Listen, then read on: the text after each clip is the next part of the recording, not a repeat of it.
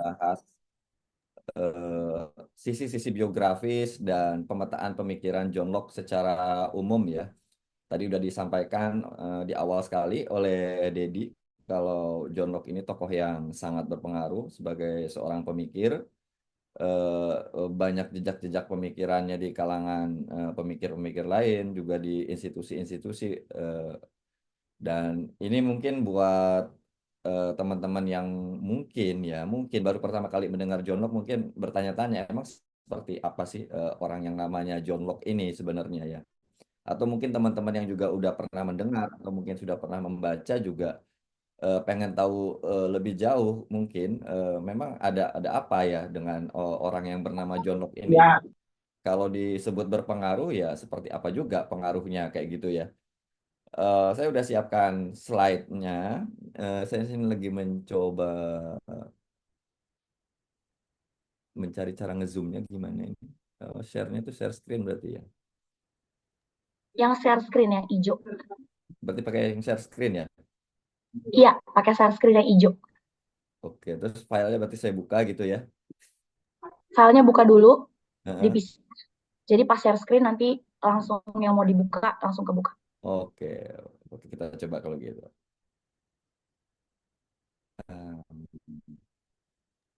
Kayaknya bukanya salah.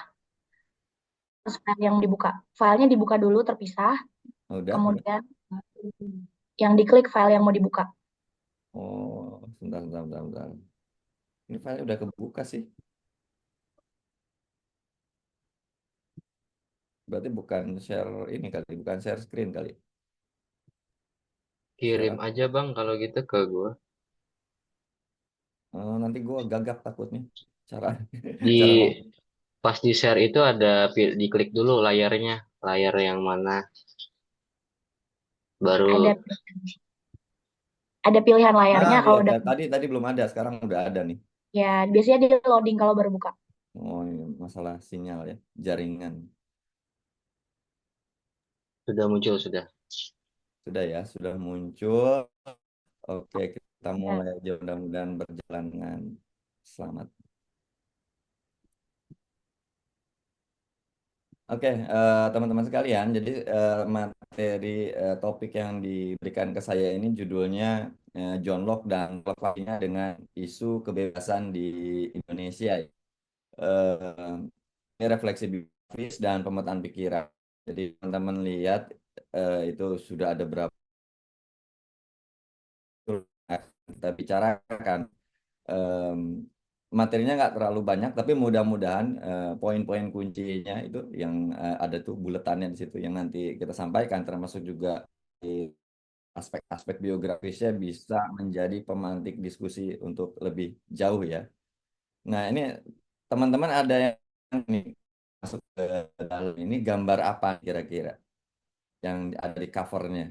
Boleh silakan kalau ada yang mau komentar. Ada yang tahu nggak? Nah ini adalah gambar London Bridge di abad ke-17. Jadi rupanya kayak kayak begini nih London Bridge di abad ke-17. Ya, mungkin teman-teman yang pernah nonton film Viking ya, Viking eh, bisa membayangkan kayak kayak apa bentuknya. Nah, filsuf kita satu ini memang hidup di abad ke-17. Oke, kita mulai aja ya. Jadi siapa sebenarnya John Locke? Eh, ya, John Locke hidup dari tahun 1632 sampai 1704. Dia filsuf Inggris dan bagi banyak orang dia dipandang sebagai salah satu yang paling terkemuka lah di antara tokoh-tokoh di era pencerahan ya. Em, Dia juga dikenal sebagai bapak liberalisme dan pengaruhnya yang paling besar ada di dalam filsafat politik. Walaupun kalau kita lihat gagasannya itu merentang di banyak sekali aliran filsafat, termasuk filsafat pengetahuan ya, epistemologi, lalu juga filsafat moral, filsafat pendidikan, bahkan eh, beberapa mungkin saya kira ada aspek-aspek terkait filsafat juga pemikiran John. Di sini kita akan lebih fokus ke aspek filsafat politiknya ya. Walaupun nanti sedikit banyak teman-teman bisa ngelihat juga ada persinggungan-persinggungan dengan pandangan-pandangan dia di aspek filsafat yang lain. Nah, gagasannya yang paling berpengaruh itu terutama tentang hak-hak alami ya, natural rights. Beberapa orang menerjemahkannya sebagai hak kodrati, sama aja. Lalu ada kontrak sosial, eh, pembagian kekuasaan, dan pemerintahan yang terbatas atau limited government. Eh, ini yang paling berpengaruh hingga hari ini, hingga kehidupan kita sekarang, mempengaruhi bukan hanya dalam sisi pemikiran tentang hak asasi manusia, demokrasi, dan konstitusi, tapi juga kelembagaan-kelembagaan modern yang ada di kita sekarang. Jadi kalau teman-teman melihat bagaimana cara parlemen bekerja, bagaimana demokrasi dilakukan, bagaimana proses pembuatan undang-undang dilakukan, konstitusi disusun. Nah, kira-kira nih John Locke ini orang yang punya pengaruh di situ. Kenapa kita penting membicarakan John Locke? Karena pemikirannya dia ini menyediakan prinsip-prinsip dan argumen yang penting untuk mewujudkan masyarakat yang adil. Nah, apa sih sebenarnya masyarakat yang adil itu? Ya, nanti kita bisa diskusi lebih jauh. Dan menurut hemat kami di Indeks, pikiran-pikirannya ini punya relevansi yang kuat di tengah kondisi kebebasan Indonesia yang memburuk dalam beberapa tahun terakhir. Mungkin kalau teman-teman sempat melihat bagaimana kondisi kebebasan sipil di Indonesia, ada beberapa lembaga internasional yang mempublikasikan itu mungkin sudah lebih dari 10 tahun secara konstan mengalami penurunan. Dan kalau dalam aspek kebebasan ekonomi, saya lupa antara 5 atau 4 tahun terakhir dia juga mengalami penurunan. Jadi memang dalam dua aspek yang sangat saling terkait, politik dan ekonomi, kondisi kebebasan Indonesia ini sedang mengalami penurunan, dan itu alasan kenapa kita penting ya untuk mendiskusikan John Locke karena relevansinya yang seperti itu. Oke, kita lihat sebentar timelinenya ini untuk gambaran singkat aja sebelum kita diskusi lebih detail ke dalamnya. Nah, yang paling kiri dan paling kanan itu sudah jelas ya, itu tahun lahir dan tahun meninggalnya. Tapi ada apa nih di antara sela-sela itu? Ya, jadi John Locke ini lahir di sebuah kota kecil Somerset ya. Dan keluarganya ini latar belakangnya keluarga Kristen Puritan. Nah, latar belakang beliau ini punya pengaruh yang besar ke cara dia merefleksikan pikiran-pikirannya. Eh, Kalau teman-teman yang mungkin nanti sempat membaca bukunya langsung, di buku John Locke ini kata-kata seperti Tuhan, kata-kata seperti metafor-metafor yang biasa dipakai di agama itu muncul seperti Adam, Hawa, ya kayak gitu. Itu sangat banyak sebagai cara dia menjelaskan dan membangun argumennya juga. Dan John Locke ini hidup, tumbuh, dan menjalani pendidikan dan karirnya di sebagian besarnya di era Perang Saudara Inggris ya. Perang Saudara Inggris yang dimulai tahun 1642 dan ini berlangsung agak lama. Dan kenapa dia menjadi menarik? Karena ayah John Locke ini juga terlibat dalam pertarungan Perang Saudara ini. Jadi perang ini melibatkan kubu monarki, kubu raja dan para pendukungnya, para bangsawan, dan di sisi lain ada kubu parlemen. Nah, kenapa bisa terjadi perang saudara ini gitu ya? Nanti kita elaborasi lebih jauh. Dan ayah John Locke ini seorang pengacara dan dia memilih bergabung dengan kubu parlemen. Kemudian tahun 1647 sampai 1651 dia menjalani pendidikan di Westminster School. Ini sekolah yang sangat bagus di Inggris. Kemudian antara 1652 1658 dia mengambil gelar sarjana dan master. Jadi John Locke ini punya pendidikan sampai master rupanya di Universitas Oxford, terutama secara khusus di College of Christ Church. Nah, apa yang dia pelajari di sana? Dia belajar filsafat, sains, dan kedokteran. Dan ini punya peran penting dalam kehidupan dan karir John Locke selanjutnya. Nah, eh, pada tahun 1660 monarki dipulihkan pasca Republik Persemakmuran Inggris. Mungkin sebagian teman-teman nggak tahu, Inggris ini nggak selamanya selalu berbentuk kerajaan. Jadi pernah ada suatu masa Inggris ini berbentuk republik. Nah, kenapa bisa seperti itu dan kenapa akhirnya dia menjadi monarki lagi? Kita akan diskusikan nanti. Mudah-mudahan waktunya cukup. Tahun 1663 dia menjadi pengajar ya dan pengawas pendidikan untuk level sarjana di John Locke. alma maternya di Christ Church.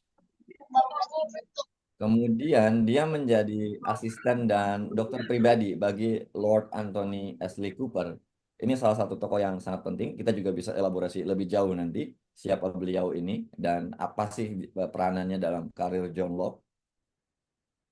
Nah, tahun 1668 sampai 1669, John Locke bergabung dengan Royal Society. Royal Society ini semacam perhimpunan ya, asosiasi yang isinya para ilmuwan. Nah, terus di tahun 1669 dia membantu menyusun konstitusi untuk North Carolina. North Carolina ini ada di Amerika dan saat itu North Carolina menjadi kolonial Inggris dan John Locke membantu membuat konstitusi untuk North Carolina. Nah, kemudian orang yang diasisteni oleh John Locke ini, yang dilayani oleh John Locke, Lord Ashley ini, dia menjadi Earl. Earl itu semacam katakanlah wali kota mungkin ya kalau di kita untuk sebuah tempat kota kecil. Tapi karir Earl ini bagus sekali, karir Lord Ashley ini dia kemudian menjadi kanselir Inggris dan setelah ada dinamika politik sedikit di Inggris, dia kemudian menjadi dewan kerajaan juga. Nah, pada tahun 1681 Lord Ashley dituduh berkhianat lalu diasingkan ke Belanda. Nah, John Locke menyusul Lord Ashley ke Belanda. Kemudian pada tahun 1689 terbit karya monumental yang paling banyak akan kita bahas di sini, Two Treatises of Government. Ini gabungan dari dua esai tentang pemerintahan dan An Essay Concerning Human Understanding. Ini sebuah artikel ya, sebuah esai yang membahas aspek epistemologi atau pengetahuan manusia. Ini terbit dalam waktu yang sama walaupun naskahnya sudah disusun jauh sebelumnya. Dan salah satu yang penting dan punya peranan sangat besar hingga hari ini antara lain juga adalah ketika Locke kembali ke Inggris, dia membantu menyusun Bill of Rights. Di sejarah hak asasi manusia, Bill of Rights ini salah satu dokumen yang sangat penting dan menjadi rujukan. Karena disitulah untuk pertama kali hak-hak manusia, kira-kira gitu ya, kalau bahasa kita itu ditegaskan dan apa yang tidak boleh diambil oleh penguasa, apa yang tidak boleh dilanggar oleh penguasa. Nah, John Locke terlibat dalam penyusunan Bill of Rights itu. Kemudian juga dia menerbitkan sebuah buku tentang pendidikan ya, tahun 1693, gagasan-gagasan dia tentang pendidikan. Dan nah ini teman-teman bisa melihat pengaruh kekristenan dia yang kental. Dia juga menerbitkan buku yang judulnya Reasonableness of Christianity. Dia berargumen tentang kemasukakalan Kristen lah, kira-kira gitu, sebagai agama. Nah, akhirnya dia meninggal di Essex di Inggris tahun 1704. Nah, ini gambaran keseluruhan timeline kehidupan dia di beberapa fase yang sangat pentingnya. Nah, di antara itu semua ada peristiwa-peristiwa penting yang sangat berpengaruh. Ada beberapa sebetulnya, tapi saya ambil dua saja yang kira-kira paling berpengaruh. Nah, yang pertama tadi udah saya singgung, Perang Saudara Inggris itu berlangsung dari tahun 1642 sampai 1651. Lalu peristiwa penting yang kedua juga adalah eh, era pencerahan yang berlangsung bersamaan dengan revolusi sains. Nah, kita lihat bagaimana ini menjadi memberi kontribusi yang penting bagi perkembangan pemikiran John Locke. Nah, jadi Perang Saudara Inggris itu terjadi di era monarki Raja Charles I ya. Nah, pemicunya itu ketidakpuasan atas kebijakan raja dalam bidang agama dan ekonomi. Sederhananya seperti itu. Nah, dalam bidang agama ini kayak apa nih? Nah, dalam bidang agama ini, teman-teman perlu tahu di Inggris ini yang dominan adalah secara umum kita menyebutnya Protestan ya kalau di Indonesia ya. Kalau yang bukan Katolik itu disebutnya Protestan gitu aja. Nah, tapi di sana ada banyak istilahnya sub-sub dari eh, Protestan ini dan kayak tadi John Locke itu kalau dari sub yang Puritan gitu ya. Dan ada banyak lagi beberapa. Nah, secara umum kira-kira bisa dibilang kayak gitu. Dan kebijakan raja saat itu Nah, di Inggris itu ada sebuah gereja, sampai sekarang masih ada, yang disebut dengan gereja Anglikan. Dan gereja ini sebetulnya punya tradisi yang sangat otonom di Inggris. Nah, tapi ketika era Raja Charles ini seperti memberi ruang bagi pengaruh Vatikan, bagi pengaruh Katolik Roma untuk lebih masuk ke dalam gereja Anglikan. Sementara membernya atau jamaahnya sendiri sebetulnya lebih banyak orang-orang Protestan sebetulnya di Inggris saat itu. Nah, kebijakan raja yang cenderung favor ya lebih apa namanya melapangkan lah buat dominasi Katolik ini menimbulkan ketidakpuasan di masyarakat, di sebagian besar masyarakat, dan juga dari salah satu negara yang menjadi bagian saat itu Skotlandia juga mengajukan protes terhadap kebijakan ini. Nah, itu dari sisi agama. Ditambah lagi kemudian raja ini juga, Raja Charles I ini juga punya permaisuri yang agamanya Katolik dari Perancis. Jadi ada sentimen sentimen semacam itu yang melatar belakangi terjadinya perang saudara di Inggris ya. Nah, ini nanti akan mempengaruhi banget cara John Locke melihat bagaimana sih seharusnya kita menempatkan agama di dalam negara gitu ya. Nah, itu satu dari sisi aspek agama. Dan dari sisi aspek ekonomi, nah raja ini punya kesenangan-menangan pengen bikin aturannya sendiri. Jadi misalnya tentang menarik pajak, apa yang bakal ditarik, ya kayak gitu-gitu. Misalnya berapa persen yang bisa ditarik, apa aja yang dipajaki, kayak gitu ya. Nah, ini raja punya kecenderungan melakukan seperti itu.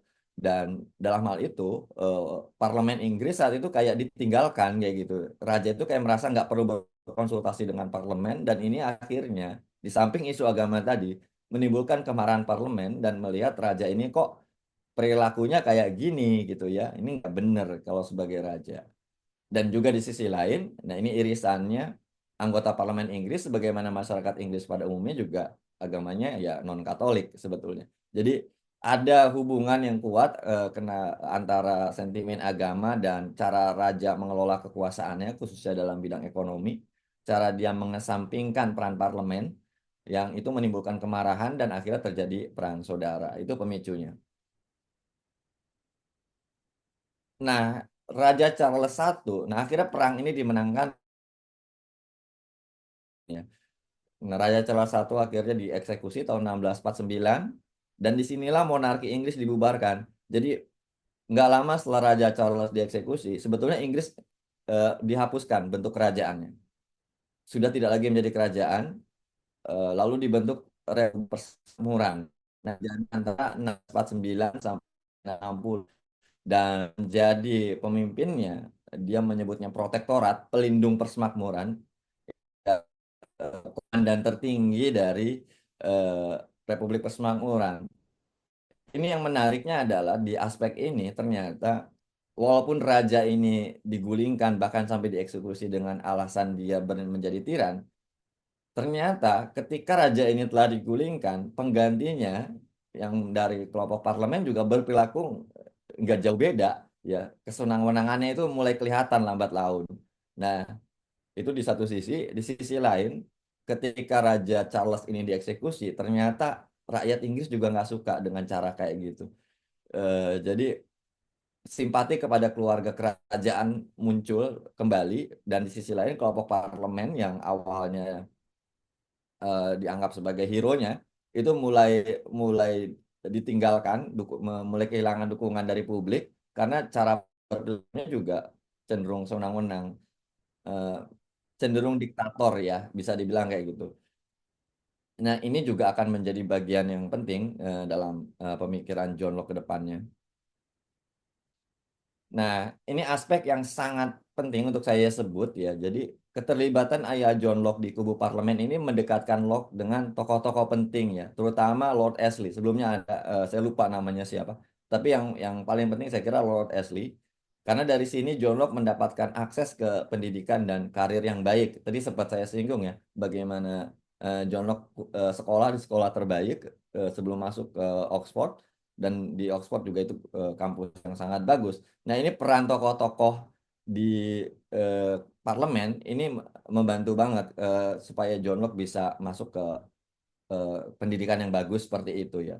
Belum lagi kemudian di karirnya, tadi sempat saya singgung dia sempat menjadi asisten pribadi Lord Ashley. Saat itu dia belum menjadi wali kota di ini. Eh, dan juga menjadi dokter pribadinya karena Locke juga belajar kedokteran.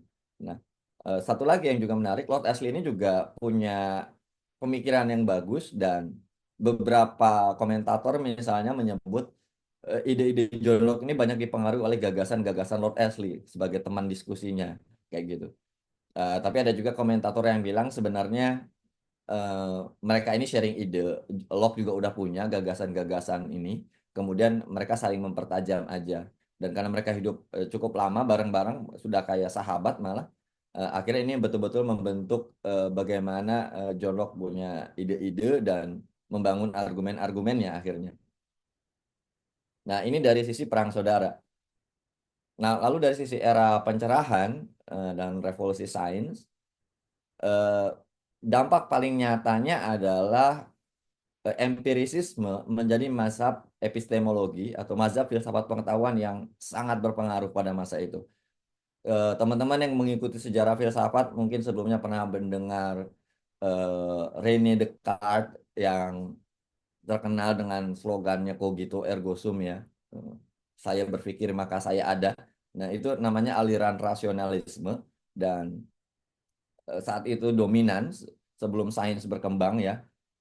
Apa perbedaannya nanti sama empirisme kita bisa sambil bahas dan itu juga salah satu titik tolak yang penting bagi John Locke dan menariknya juga ada pengaruh sebetulnya ke cara John Locke berfilsafat di bidang politik. Nah, tapi sejak sains, penemuan-penemuan baru, sejak Kopernikus dan berbagai penemuan baru yang susul menyusul, nah, akhirnya empirisme menjadi mazhab yang dominan. Dalam empirisme ini bukan akal kita terutama yang membuat kita membentuk pengetahuan kita, betul akal punya peran, tapi menurut empirisme kontributor utamanya itu adalah pengalaman.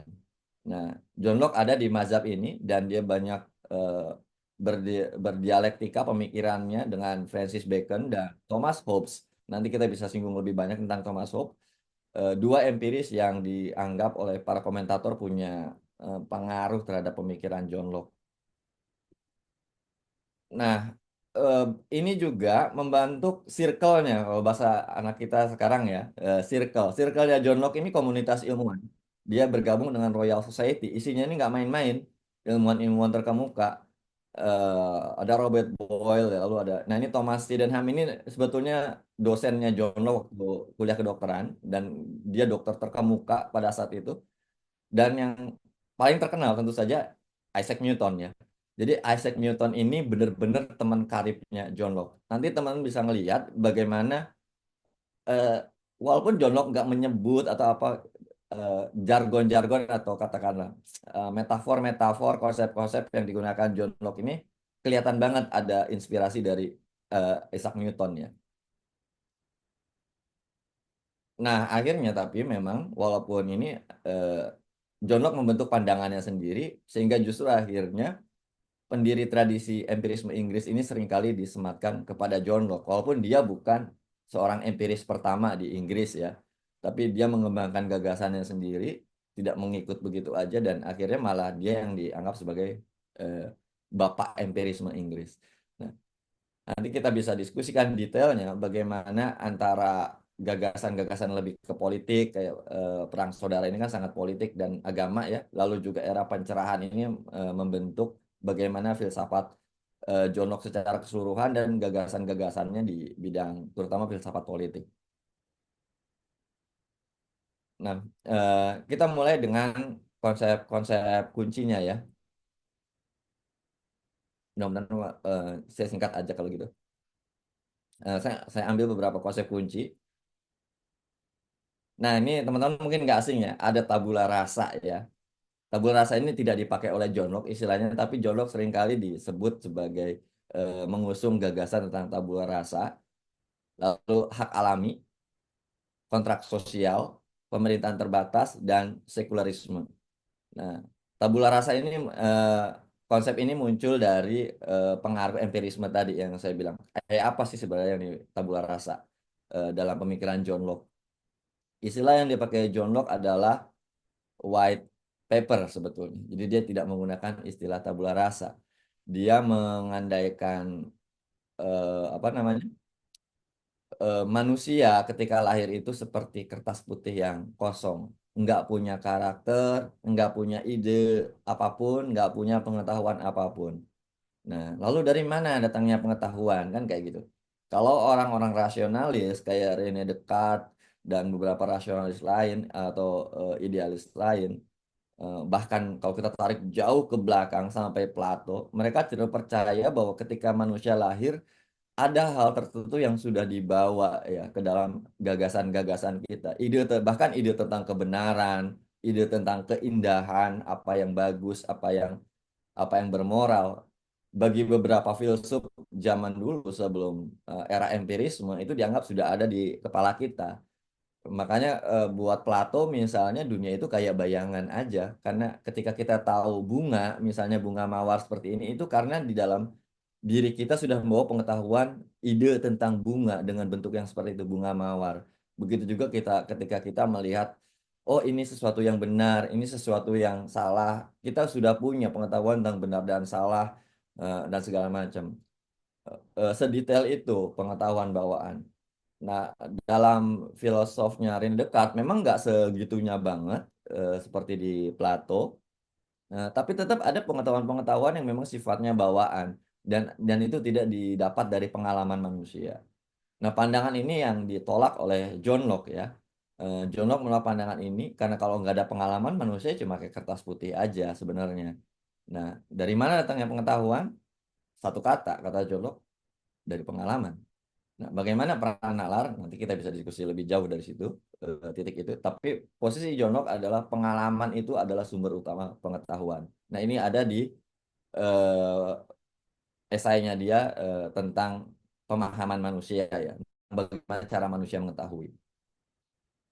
Lalu kemudian ada hak alami, natural rights, hak kodrati. Apa ini hak alami? Sederhananya hak alami adalah hak yang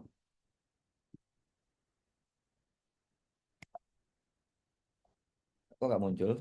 Oke, hak yang dibawa oleh manusia sejak dia lahir ya.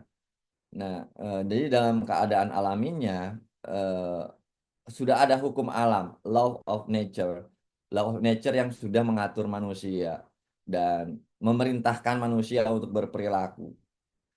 Dan juga sudah ada nalar, yaitu hukum ya. Jadi hukumnya itu adalah nalar sebenarnya yang mengajarkan semua manusia bahwa manusia itu setara dan merdeka, independen. Tidak boleh ada seorang pun yang menyakiti orang lain dalam hidupnya, kesehatannya, kebebasannya, dan kepemilikannya.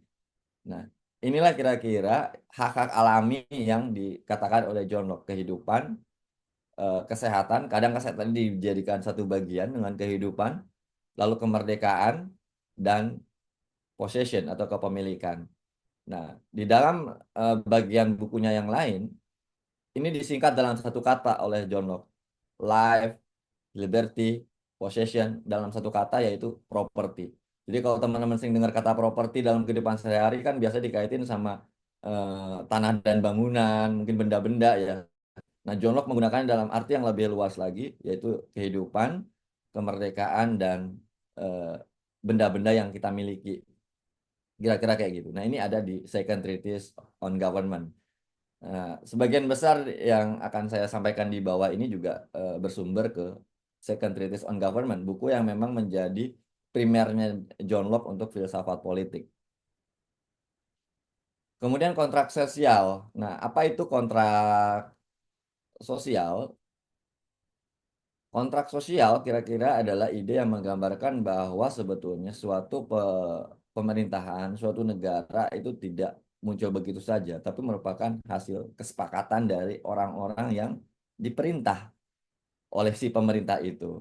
Kenapa John Locke berpandangan seperti itu? Karena John Locke dari awal punya pandangan bahwa pada dasarnya manusia dalam kondisi alaminya itu bebas, setara, merdeka, independen. Nah, kira-kira kayak gitu.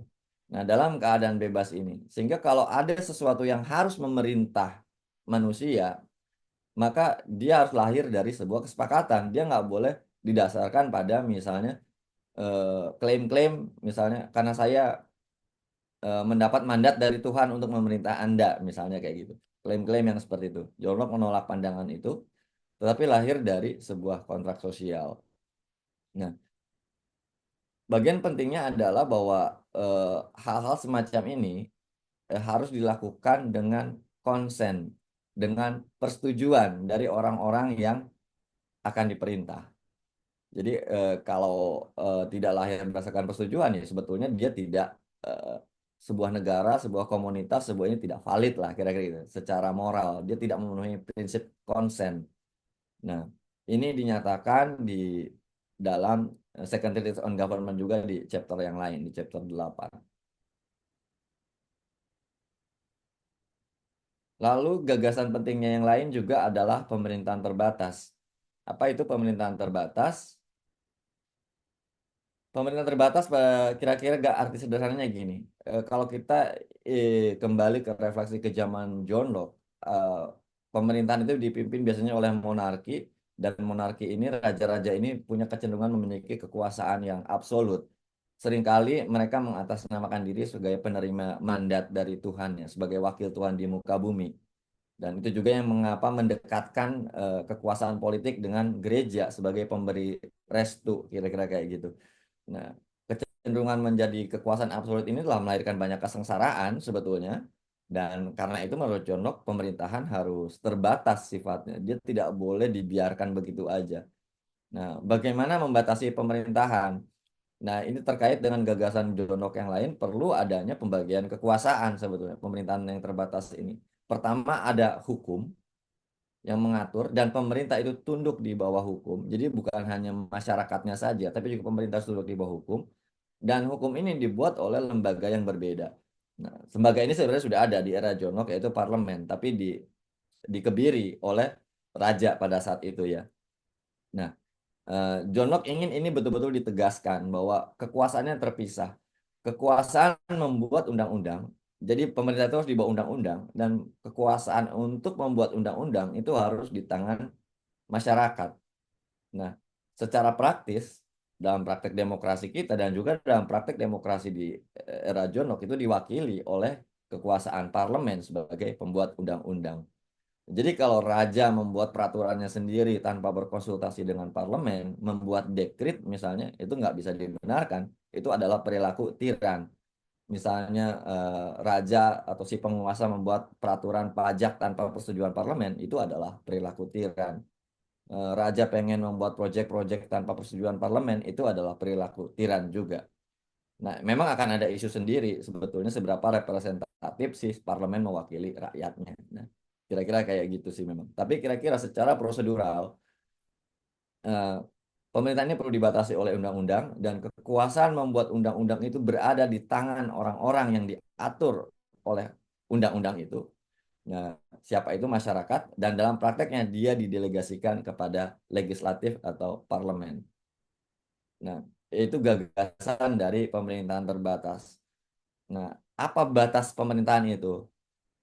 Ya, tujuannya cuma satu, menciptakan perdamaian, keamanan, dan kebaikan untuk masyarakat. Dan dia tidak boleh melanggar hak-hak alami. Jadi ketika pemerintah melampaui itu, maka sebetulnya pemerintah sudah keluar dari konsep pemerintahan terbatas. Tadi udah seperti disinggung ya, hak-hak alami itu apa aja?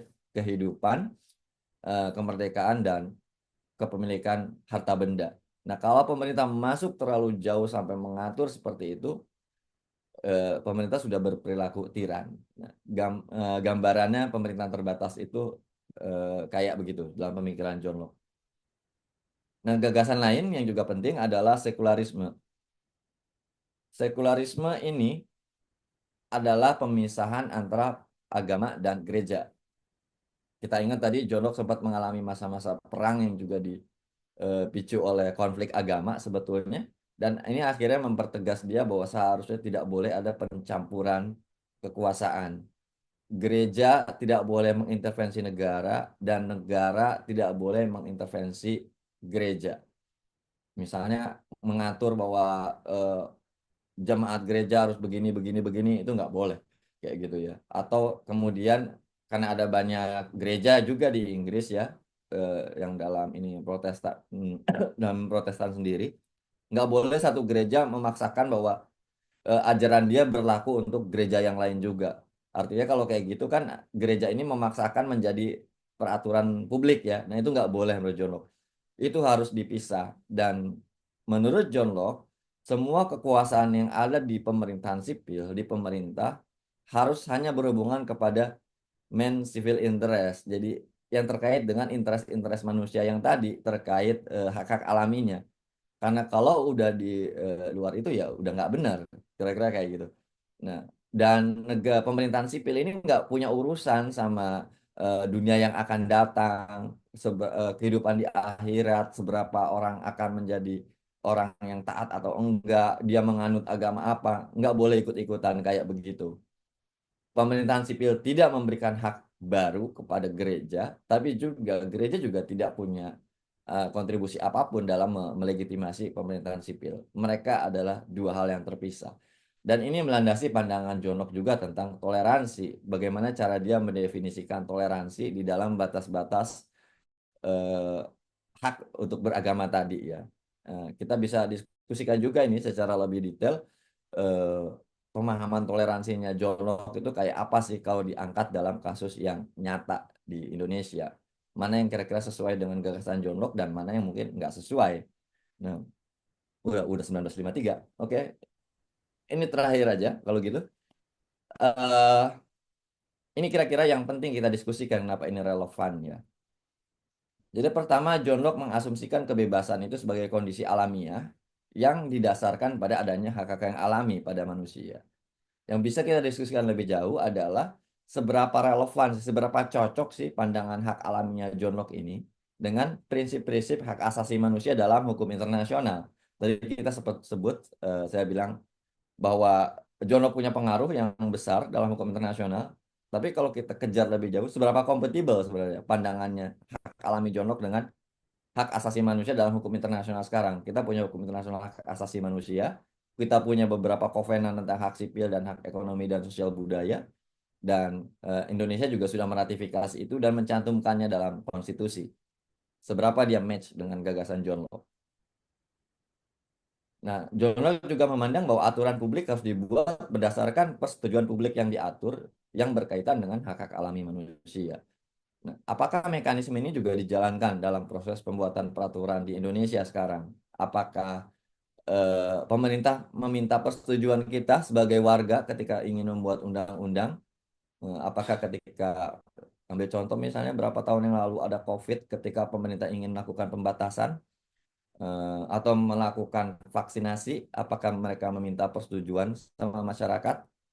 Nah, itu salah satu contoh aja ya. Ada banyak contoh yang bisa kita angkat. Tapi kira-kira dalam pandangan John Locke, aturan publik harus dibuat berdasarkan konsen dari orang-orang yang akan kena aturan itu, akan kena dampak dari peraturan itu. Kalau konsen ini nggak ada, aturan ini nggak valid. Kira-kira gitulah gampangnya. Nah, John Locke mendukung pemisahan negara dan agama atau sekularisme. Pertanyaannya kemudian, apakah hubungan antara negara dan agama di Indonesia sudah selaras dengan pandangan John Locke? Kalau sudah selaras, apakah itu membawa sesuatu yang baik? Kalau belum selaras, apakah itu juga membawa sesuatu yang baik atau tidak baik? Nah, kita bisa diskusikan lebih jauh detail-detailnya kayak begini ya. Udah, kayaknya itu aja Oke, dari saya. Ya, benar, nggak ada lagi. Oke, oke, terima kasih. Untuk ininya saya kembalikan ke Dedi. oke. Sebelumnya saya mohon maaf tadi ada trouble jaringan dan terima kasih Bang Nanang Sunandar tadi sudah menjelaskan secara detail ya pemetaan-pemetaan yang terjadi di tahun-tahun penting dan teman-teman pasti sudah sangat familiar dengan John Locke. Tapi tadi teman-teman melihat bahwa ternyata sedetail ini pemikiran John Locke dan betapa berpengaruhnya dalam diskursus yang terjadi terkhusus politik dan HAM. Oke, mungkin kita punya waktu sekitar 10 menit untuk tanya jawab dan Komentar juga silakan boleh. komentar atau tanya jawab dan silakan teman-teman yang ingin komentar atau tanya jawab on mic silakan.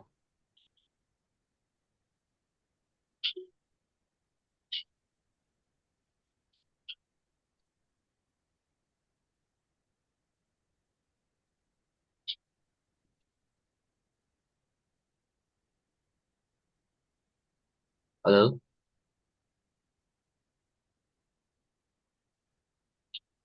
silakan nih mungkin ada Bang Haikal, Bang Dani nih. Silakan Bang Haikal langsung saja. Ya, sebenarnya suara saya jelas.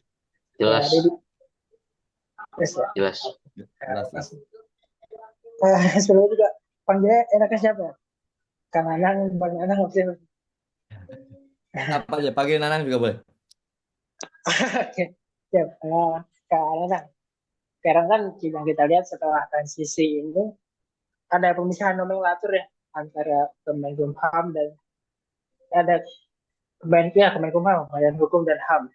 Dan sekarang juga baru-baru ini yang lagi viral, Menteri yang HAM ini agak aneh, ya, tanda kutip, minta anggaran yang besar gitu. Hmm.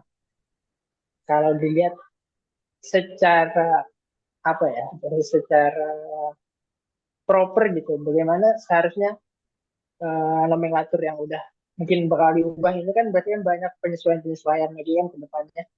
Bagaimana Hmm. seharusnya kalau dilihat dari pandangan Jorlok ini, mungkin dari poin yang tadi itu yang dari alaminya, terus kalau mungkin kalau saya karena pandangannya dulu HI banyak politik jadi lebih ininya ke pandangan yang pemisahan tadi, pemisahan Hmm.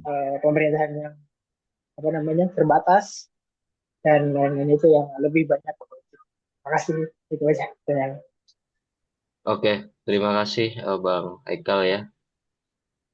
Eh, Tadi sempat dicerita tuh Bang kontekstualisasi ya dengan kondisi Indonesia saat ini dan bagaimana John Locke eh, apakah ada gitu kira-kira pemikiran John Locke yang berhubungan gitu dengan kondisi saat ini. Tadi sempat disinggung juga ya soal hak alamiah dan lain-lain. Silakan Bang. Ya, makasih Mas Haikal. Pertanyaannya itu ada berapa layer kalau saya lihat ya, kalau saya kaitin dengan John Locke. Pertama, layer yang terkait eh, sah nggak sih ngebagi menjadi dua kementerian gitu kan? Nah, misalnya atau mengubah-ubah struktur struktur lembaga gitu ya. Itu oke nggak? Kira-kira kayak gitu kan dari eh, sudut pandang filsafatnya John Locke ya dalam proses bernegara kan kira-kira kayak gitu. Yang kedua, layer kedua, saya lihat lebih mungkin terkait dengan konteks HAM-nya ya. Oh, masih layer yang pertama tadi, misalnya soal Menteri baru HAM ini, misalnya yang dari start dia sudah bicara tentang anggarannya ya, anggarannya sekian, nah kayak gitu kan. Nah, itu masih saya kira itu di satu layer yang pertama terkait aspek-aspek validitas proseduralnya, apa yang harus diperlukan kan untuk seperti ini.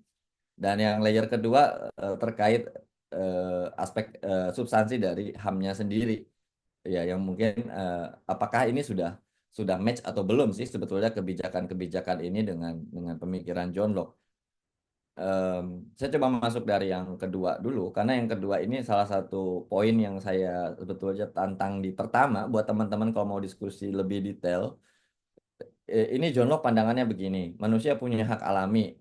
Berhenti sampai situ mungkin HAM sepakat ya. HAM sepakat. Karena kan HAM juga didefinisikan sebagai hak-hak yang dibawa sejak manusia lahir. Dia bukan hadiah dari negara, bukan hadiah dari pemuka agama, bukan hadiah dari orang tua. Pokoknya setiap orang celup muncul ke dunia, dia udah bawa HAM. Artinya kan itu natural rights sebetulnya ya, sama-sama natural rights.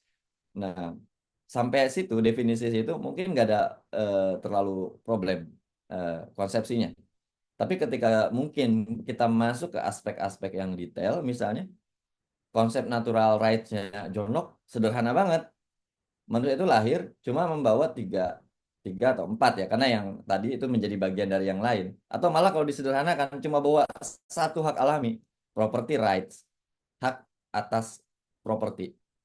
Nah, properti ini dalam pemikiran John Locke punya arti yang luas. Secara gampangnya, properti itu artinya hak milik sebetulnya, hak milik apa yang kita miliki. Dan kalau kita belah dua secara sederhana, ini bukan dari John Locke, tapi dari interpretatornya John Locke, tapi kita akan temukan kaitannya langsung. Ada hak yang terkait dengan diri kita, self ownership. John Locke juga punya banyak cerita tentang itu, bahwa setiap orang memiliki tubuhnya, tenaganya, tenaga kerjanya, kayak gitu ya. Bakat bahkan kalau mau ditarik lebih jauh, ide, gagasan, itu bagian keyakinan, itu bagian dari diri kita kan. Nah, tubuh kita adalah properti kita, maka nggak boleh ada orang sembarangan nempelin kita, kan gitu kan? Nggak boleh ada seorang sembarangan mengambil nyawa kita. Nah, itu self ownership kira-kira. Nah, di dalam John Locke ini bagian dari right to life tadi kan, Eh, hak atas kehidupannya ya hak alami gitu ya. Begitu juga hak atas kemerdekaan. Nah, memang ada konteks khusus terkait isu perbudakan di saat itu karena perbudakan masih terjadi ya. Dan eh, ya sikap John Locke sebetulnya dia menentang perbudakan, tapi ada sisi-sisi di mana ini juga menjadi kritik kenapa dia nggak bisa menghapuskan perbudakan pada saat itu gitu ya. Padahal dia punya posisi yang bagus di kekuasaan kan, dia kan menjadi katakanlah kalau sekarang kayak staf ahlinya si ini, staf ahlinya si ini, nah mirip-mirip kayak gitu. Tapi kok dia nggak punya buku-buku besar ya, karya-karyanya bagus-bagus. Nah, tapi nggak ada perubahan pada saat itu kan. Nah, itu juga ada satu kritik ke John Locke soal itu. Nah, tapi kira-kira secara normatif John Locke memandangnya seperti itu. Setiap orang berhak merdeka. Dan kemerdekaan ini kalau diartikan lebih luas, dipahami sebagai dalam konteks kebebasan negatif. Nah, teman-teman yang mungkin sempat dengar ada tokoh namanya Isaiah Berlin, dia membagi dua jenis kebebasan, kebebasan positif dan kebebasan negatif. Kebebasan positif itu adalah kebebasan untuk melakukan sesuatu, kira-kira gitu. Nah, ini sebetulnya jenis kebebasan yang ada di dalam filsafatnya Thomas Hobbes. Nah, ketika kita bebas melakukan sesuatu, kriterianya apa? Kriterianya ya kita mau dan kita mampu, dua-duanya nih. Jadi pada dasar semakin mampu seseorang dan dia punya kemauan untuk melakukannya, dia bisa melakukan apa aja. Nah, ini konsep kebebasan positif. Dan nanti kita akan lihat ini bahaya sebenarnya, jenis kebebasan positif. Nah, John Locke ketika bicara liberty sebagai hak alami, itu sebetulnya lebih ke kebebasan negatif. Negatif freedom ya. Bebas dari, jadi misalnya kasus yang paling nyata perbudakan tadi ya, tapi juga bebas dari segala bentuk kesenang-wenangan maksudnya kan, yang membuat kita tidak tidak merdeka dalam menjalani kehidupan kita. Nah, breakdown-nya bisa banyak sebetulnya di situ. Nah, yang terakhir soal ya harta benda. Manusia harus punya hak alami lah itu, bukan harus punya. Bahwa milik harta itu bagian dari hak alaminya di manusia. Pertanyaan apakah konsepsi HAM kita juga seperti itu, hak alaminya. Ternyata kalau kita baca misalnya di Kovenan Kebebasan Sipil dan Politik, itu hak asasi banyak sekali. Gitu kan? Ada banyak banget tuh, puluhan mungkin enggak puluhan mungkin belasan ya, belasan hak asasi ada di situ. Nah, beberapa mungkin bagian dari breakdownnya pemikirannya John Locke, misalnya kebebasan beragama, hak untuk beragama ya, itu bisa di breakdown dari situ ya, dari sub-subnya. Nah, tapi juga mungkin ada hak-hak lain yang bisa kita tanya lagi, apa betul ini suatu yang natural di bawah sejak kita lahir, atau sebetulnya ini sesuatu yang lebih sifatnya politis karena ini menjadi keputusan politik dari masyarakat politiknya yang ada. Nah, di bagian kovenan kebebasan sipil ini nggak terlalu problematis sebetulnya kalau saya lihat, tapi akan terasa ketika kita bicara misalnya di kovenan yang satunya lagi, kebebasan ekonomi dan sosial, hak atas hak ekonomi dan sosial budaya. Karena John Locke cuma mencantumkan satu, hak atas properti, memiliki harta benda, gitu kan. Sementara di hak ekonomi sosial budaya ini banyak banget kan, termasuk hak atas pendidikan, hak atas pekerjaan, hak atas kehidupan yang layak, hak atas macam-macam. Ada banyak sekali hak yang ada di situ. Dan ini sebetulnya menimbulkan pertanyaan, kalau kita pakai sudut pandang John Locke, apakah benar semua daftar yang segini banyak ini adalah hak asasi, hak yang dibawa sejak lahir? Karena ini bisa serius konsekuensinya ya, bukan soal ini bisa di eh, secara teoritis benar atau enggak aja, tapi juga akan serius ketika ini dipandang asasi misalnya. Misalnya kalau hak atas pendidikan itu sifatnya kodrati, asasi dalam arti kodrati, bukan keputusan politik, ya berarti kalau ada orang yang tidak sekolah, ini dong ada pelanggaran hak asasi. Berarti pemerintah sudah melanggar hak asasi kan kayak gitu kan kalau sampai ada orang yang nggak sekolah. Ada pengangguran yang katanya sekarang berapa jutaan itu, berarti pemerintah nggak bisa memberikan hak atas pekerjaan dong, nggak bisa menyediakan hak asasi, melanggar HAM juga. Ada orang miskin sekian juta misalnya, berarti pemerintah juga. Nah, kira-kira kayak gitu. Apa benar ini hak asasi? Kalau pakai sudut pandang John Locke ya. Nah, oke, itu dari sisi layer yang kedua tadi secara substansi. Dan kita bisa diskusi detailnya kalau waktunya ada sebetulnya. Apakah eh, mana yang lebih bisa dijadikan argumentasi sebetulnya ketika kita bicara hak asasi manusia? Kira-kira gampangnya begitulah ya, layer kedua itu. Nah, yang pertanyaan pertama soal perubahan nomenklatur dan lain-lain. Eh, Layer kedua ini punya mencakup banyak aspek. Dan tadi udah disebut soal anggaran. Kedua soal polisinya. Apa ya? Karena di Indonesia ini kan setiap kementerian punya peraturan ya. Ada peraturan menteri, ntar di bawahnya ada peraturan dirjen, ada peraturan apa. Nah, ketika menteri terbelah lagi, bisa terbayang nih akan lebih banyak lagi peraturan. Nah, eh, kalau kita ngelihatnya dari sudut pandang filsafat John Locke, manusia ini bebas dan sebetulnya kita nggak butuh terlalu banyak aturan kayak gitu. Manusia ini pernah kok hidup tanpa negara, nggak ada aturan gitu kan, dan secara garis besarnya semua baik-baik aja sebenarnya kayak gitu kan. Jadi kita tetap butuh pemerintah betul, tapi bukan pemerintah yang besar, tapi pemerintahan yang terbatas, pemerintah yang efisien, pemerintah yang betul-betul mengurus hal-hal yang substantif. Ya, ada sih detailnya. John Locke cuma menyebutkan beberapa poin sebetulnya. Kita perlu eh, hakim, hukum, ya hal-hal terkait kehakiman kayak gitu. Nah, HAM mungkin bisa masuk di situ. Jadi it's okay. Ada Kementerian HAM pandang John Locke misalnya. Eh, apakah tapi bisa dipecah dengan Kementerian Hukum? Nah, itu satu hal lagi. Eh, tapi apakah kita perlu misalnya kita perlu tentara untuk melindungi kita dari agresi? John Locke setuju dengan itu. Karena kita nggak bisa hidup merdeka, ya, nggak bisa hidup bebas kalau ada itu. John Locke bilang kita perlu polisi supaya kalau ada sengketa ada yang bisa menyelesaikan, menjaga keamanan kita. Itu hal-hal yang menurut John Locke relevan dalam minimum government-nya ya, pemerintahan terbatasnya. Kenapa ini menjadi isu krusial? Karena semakin besar pemerintahan, apalagi dia meminta anggaran yang besar. Nah, itu tadi pertanyaan yang keduanya layarnya soal anggaran akan lebih banyak lagi yang akan diambil dari masyarakat. Nah, ya nggak apa-apa sih mungkin kalau dia bisa dipertanggungjawabkan, kalau dia bisa diargumentasikan. Karena pada akhirnya kan John Locke bilang ini soal konsensus kan. Kalau kita sebagai masyarakat setuju dengan sebuah peraturan, gitu kan, semuanya kan harus didasarkan peraturan nih. Eh, Adanya kementerian harus ada peraturannya. APBN ada peraturannya. Pajak yang mau dipungut harus ada peraturannya. Sampai sini sebetulnya prinsip-prinsip John Locke jalan. Harus ada konsultasi ke parlemen. Parlemen setuju, oke. Nah, gimana sekarang dengan pemisahan-pemisahan ini? Salah satu yang membedakan tradisi di era, bukan di era, dalam sistem pemerintahan di John Locke dengan sistem pemerintahan di Indonesia, eh, salah satunya adalah di John Locke ini sangat parlementarian. Jadi bisa dibilang peraturan itu hanya oke kalau dia levelnya undang-undang kalau di kita. Karena kenapa?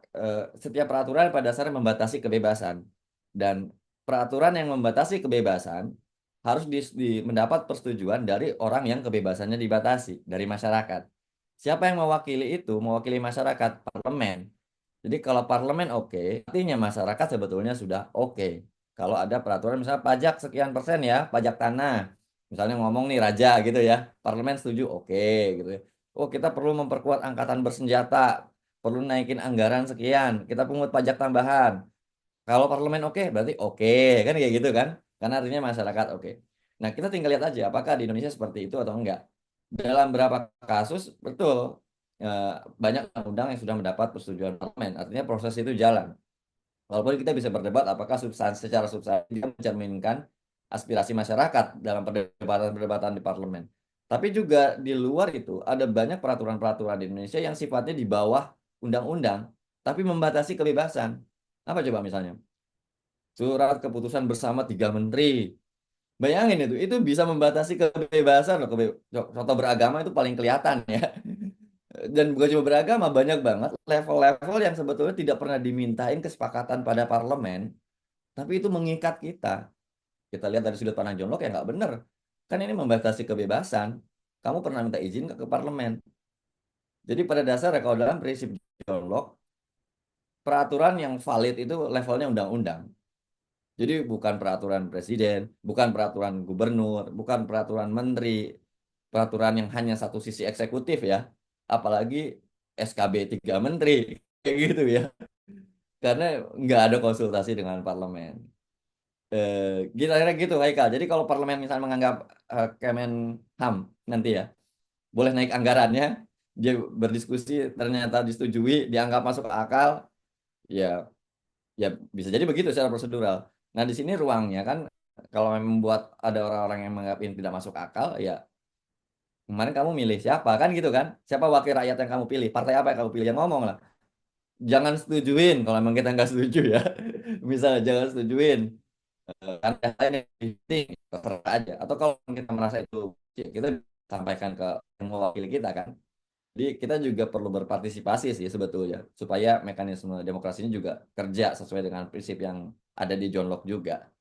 Gitu. Hai, kalau mudah-mudahan menjawab ya. Ya, makasih kalian. Paling mungkin kalau boleh follow up dikit. Ya, Silakan, boleh. silakan. Uh, uh, tadi udah kejawab mungkin ininya. Nah, tadi juga sempat ada statement juga tentang namanya kontrak sosial dan nanti ada yang kebebasan positif dan negatif tadi. Kalau misalkan tadi kan kontrak sosial, ada orang-orang yang memang ditunjuk untuk kalau di John Locke bilangnya tadi kalau nggak salah parlementer, dia sangat parlementer, semua parlementer undang-undang dan nah ketika terjadi kayak kemarin itu demo-demo mahasiswa itu apakah itu bisa disebut pembangkangan atau maksudnya tadi kebebasan yang positif atau negatif ini ya, Sorry, tadi aku masuk kurang jelas demo-demo apa? yang demo-demo kemarin itu ya mahasiswa sampai akhirnya Oh, undang-undang karena kan ya, ya, ya, kadang-kadang ya. kemarin juga dapat uh, dapat info kadang-kadang di undang-undang Perda bisa lebih kuat ini Ya, ya ya, posisinya betul. kayak gitu sih.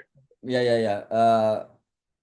Perda nih, saya masuk ke yang kedua. Eh, Perda ini sebetulnya kan ada parlemennya ya. Perda ada parlemennya ya. Cuma juga problematis kalau buat di kita. Kalau kita ini negara federal, ada peraturan daerah yang nggak match dengan peraturan pusat. Kan levelnya sama-sama udah dapat konsen kan dari wakil rakyat. Perda kan udah dapat ya, udah dapat persetujuan wakil rakyat. Tapi dia ternyata bertentangan sama undang-undang misalnya. Undang-undang yang sudah mendapat persetujuan dari parlemen tingkat nasional. Sebetulnya itu nggak benar sih kalau dalam konteks negara kesatuan, karena kita negara kesatuan. Tapi kalau kita negara federal, ya kayak misalnya Amerika, mungkin Malaysia, Jerman, ada banyak negara federal ya, yang tiap-tiap federal ini, tiap-tiap state negara bagiannya ini memang punya otonomi untuk bikin hal-hal kayak begitu kan. Makanya di negara-negara, ambil ekstrimnya deh, misalnya Amerika soal kepemilikan senjata di beberapa negara bagian legal karena memang perdanya kira-kira kayak gitu mengizinkan itu, di negara yang bagian yang lain enggak, dan ada batasan kan di situ. Dan itu mungkin karena memang eh, prinsip federalisme itu kan harus dari level paling bawah. Kalau bisa dari tingkat kota, semakin dia datang dari bawah berarti dia semakin dekat dengan aspirasi dari warga yang ada di situ kan, peraturan perundang-undangannya. Di kasus di Jerman lebih lucu lagi, ada yang namanya pajak binatang peliharaan di satu kota gitu ya, kayak gitu. Eh, Pajak anjing kayak gitu ya. Tapi di kota lain nggak ada. Adanya pajak apa lagi kayak gitu. Karena memang isu-isu lokalnya beda-beda. Mungkin di kota yang punya pajak anjing ini ada banyak anjing peliharaan yang dilepas gitu aja dan buang kotoran sembarangan gitu kan. Jadi pemilik anjing dipajakin. Nah, misalnya kayak gitu. Dan eh, ini kasus Jerman ini unik karena levelnya itu sampai level kota, desentralisasinya peraturan itu, dan satu kotanya itu segede satu kelurahan kalau di Indonesia. Jadi sangat decentralized sebenarnya. Dan itu jalan. Nah, di Indonesia kalau saya sering mengatakan kalau mau ada satu provinsi punya kekhasan kayak gini dan masyarakatnya setuju via parlemen tentu saja ya, via parlemen sudah disetujui, ya mau apa? Kalau ada yang nggak setuju ya berarti dia yang harus pindah dari situ. Karena memang sudah punya kekuatan hukum yang disetujui dan mendapat konsen kan. Nah, tapi kan masalahnya kita bukan negara federal. Gimana coba misalnya di dalam undang-undang nasionalnya kita diizinkan, ini ambil contoh ya, buat minum bir misalnya, tiba-tiba ketika kita masuk ke satu kota, minum bir jadi kayak kejahatan kayak gitu, itu kan juga problematis kan? Padahal kita negara kesatuan yang berbentuk republik gitu loh, Gi. Itu masalah yang ada di Indonesia. Saya ambil dari yang nomor dua ya tadi ya. Nah, untuk yang nomor satunya sendiri tadi soal demo-demo ya, itu berarti ada apa nih gitu kan di DPR ya kemarin ya. Itu sebenarnya menunjukkan dalam demokrasi ya pembangkangannya, bagian dari pembangkangan dan itu sah, nggak apa-apa. Jadi saya nggak sampaikan tadi di PowerPoint karena banyak banget sebetulnya. Saya takutnya mengambil jatah pertemuan kelas-kelas yang akan datang gitu loh kalau saya bahas detail banyak gitu. Eh, tapi kira-kira ada poin yang mengatakan gini, kalau pemerintahan ini zalim, maka rakyat legitimate secara moral untuk melakukan perlawanan. Nah, apakah pemerintah itu kan pemerintah dalam arti besar itu kan ya ada eksekutif, ada legislatif. Bisa jadi di satu masa kita percaya ke legislatif, tidak kepada eksekutifnya, gitu ya. Bisa jadi juga di sisi yang lain kita percaya eksekutif, enggak legislatifnya. Mungkin ada masa di mana kita nggak percaya dua-duanya, sehingga rakyat ini ngerasa nggak ada yang benar-benar menjalankan aspirasinya juga. Ya, maka sebetulnya demonstrasi, penyampaian aspirasi oleh masyarakat sebagai sebuah gerakan sipil itu sangat oke. Karena ini juga bagian dari civil liberties yang dilindungi, kemerdekaan untuk berpendapat, berekspresi ya, hal semacam itu bagian dari hak-hak alami juga yang dilindungi. Kalau kita perluas dari konsep liberty sebagai hak alami. Nah, itu cakupannya tuh, kebebasan beragama, kebebasan berpendapat, kebebasan berekspresi. Itu harus bebas bahkan dari intervensi pemerintah. Jadi jangan heran kalau di Amerika orang bisa bebas berekspresi sekasar mungkin dan nggak masalah gitu. Karena itu bagian dari kebebasan berpendapat. Nah, itu mungkin kita levelnya belum sampai situ di Indonesia. Gitu. Jadi kayak masalah demo-demo gitu, Mas Haikal. Oke, Kak Nanang. Terima kasih penjelasannya. Oke, Jadi merefresh lagi. Oke, Bang Haikal, terima kasih sudah bertanya ya. Dan sayang sekali teman-teman, waktunya kita sudah lewat ya, sudah lewat sekitar 10 menit ya. Mungkin nanti Bang Haikal bisa ikut kelas selanjutnya ya, kelas-kelas yang ada 8 kelas lagi. Dan juga pastinya terima kasih Bang Nanang sudah memberikan materi yang sangat detail ya, walaupun belum cukup detail ya, masih harus banyak yang dibahas. Nanti kita akan bahas di pertemuan selanjutnya. Dan juga terima kasih pada teman-teman yang telah hadir dan bergabung sampai akhir. Mungkin sekian, Bang, izin pamit dan semua teman-teman. Nanti jangan lupa di kelas selanjutnya kita bertemu lagi. Oke. Oke, makasih teman-teman semua, makasih Dedi. Oke. Terima kasih, Pamit ya. Kak.